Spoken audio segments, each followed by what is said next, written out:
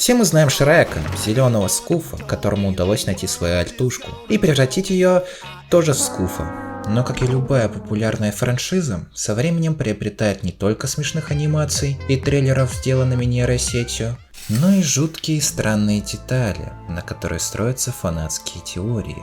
Например, есть теория, что кот в сапогах устроил геноцид орков и, возможно, убил родителей Шрека. Как до такого люди смогли дойти? Сегодня мы разберемся. Начнем с чего-то лайтового. Это, конечно, не теория, но очень жуткая деталь мультика. Если внимательно посмотреть первого Шрека, то можно заметить отсылку на сказку про трех медведей. Мама-медведь, батя-медведь и сын-медвежонок. Все они сидят в клетках в лагере по отлову магических существ. Потом можно их найти возле костра, на болоте Шрека. Но почему-то остался медвежонок со своим папой, и отец успокаивает его, дабы он перестал плакать. Куда же подевалась его мама? Я знаю куда. Она стала ковриком для графа Фаркуада. Получается, маму медвежонка убили, сняли кожу и сделали из нее коврик? Чё сказать, детский мультик. С такой маленькой деталью мы переходим к более серьезным теориям. Фиона каннибал. И, скорее всего, ей готовила человечину дракониха. Это можно понять по кулинарной книге. Как правильно приготовить рыцаря. Получается, в течение 20 лет у нее точно не было пищи, кроме человека. Быть точнее, мертвого человека. Это, кстати, логично, сами посудите. Скота там нету, растения на вулканичном земле не могут расти. Это физически невозможно. Но зато каждую неделю прибывает свежая партия рыцарей. Как раз по такой теории есть фанатский фильм, где наивный рыцарь приходит спасать принцессу Фиону, но заходит солнце, и принцесса превращается в ужасного огра.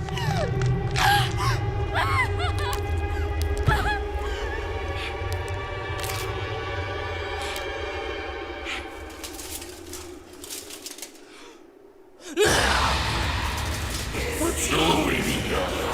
Ты должен поцеловать меня!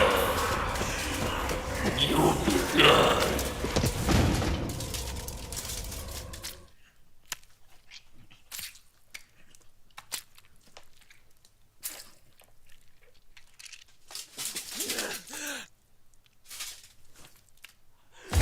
Но по короткометражке Фиона выступает как какой-то монстр, хотя это обстоятельства вынудили ее кушать трупы людей по ночам. Есть догадки, что Фиона не рада сама тому, что ест трупы людей, и из-за этого считает себя монстром. Почему так думают? К Шреку она относится хорошо, хотя он страшный огр. Возможно, она стыдится своего прошлого рациона питания. Или нет. Потому что тема мультика — принять себя таким, какой ты есть, во внешности, а не по поступкам.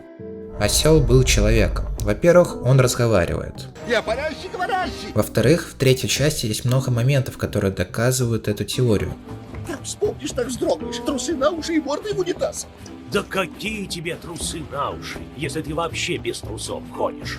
Скажем так, о некоторых вещах лучше умолчать. Сами понимаете, осел не может чисто физически ходить в трусах. Получается, что он был когда-то человеком и ходил в колледж.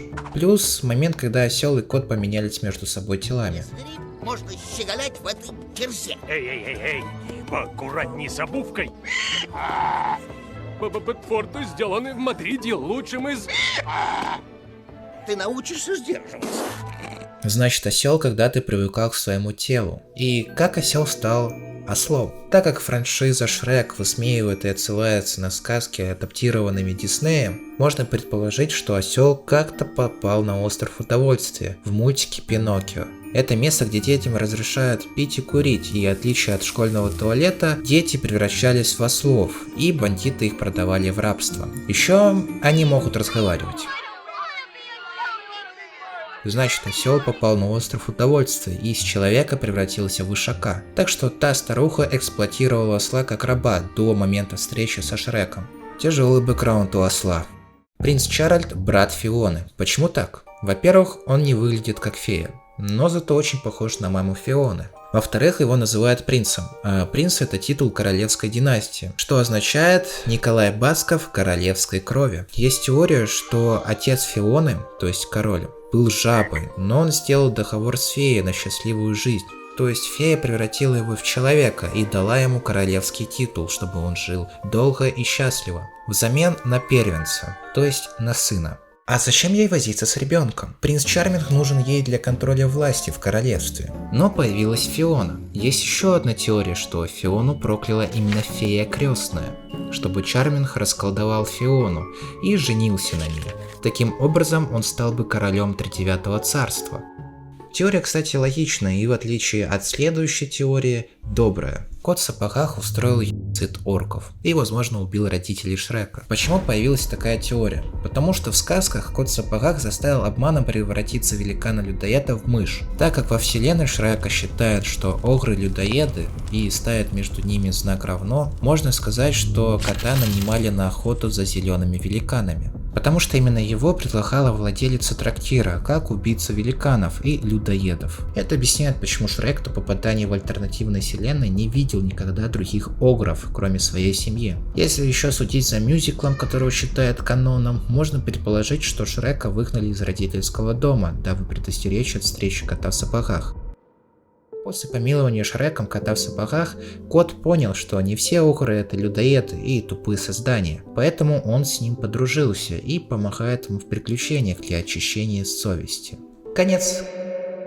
Предупреждаю, теории были не мои, а внимательных зрителей франшизы Шрека.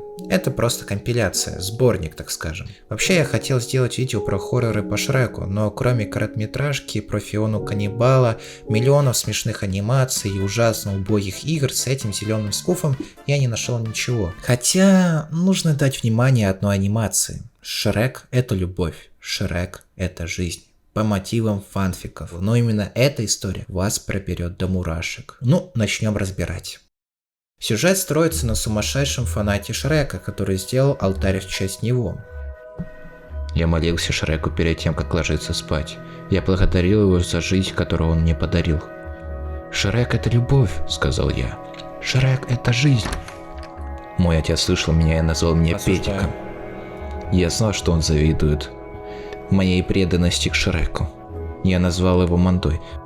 Он ударил меня и сказал, чтобы я ложился спать. Батек не рад и протестует против сексуальных предпочтений сына к зеленым великанам. Но молитвы его услышали, и Шрек появился для того, чтобы пошрекиться. Он прошептал мне: «Это мое болото». Он схватил меня своими сильными руками и поставил меня раком. Я был готов. Я раздвинул свои ягодички для Шрека. Он проник в мою задницу. Пожалуй, промотаем этот момент. Отец в афиге. Что за хуйня? Да даже в ахуе. Шрек взглянул ему прямо в глаза и сказал: Это все огр. Шрек вылетел из моего окна. Шрек — это любовь. Шрек — это жизнь. Итоги. Отец повесился, сын получил удовольствие, все рады. Шрек — это любовь. Шрек — это жизнь.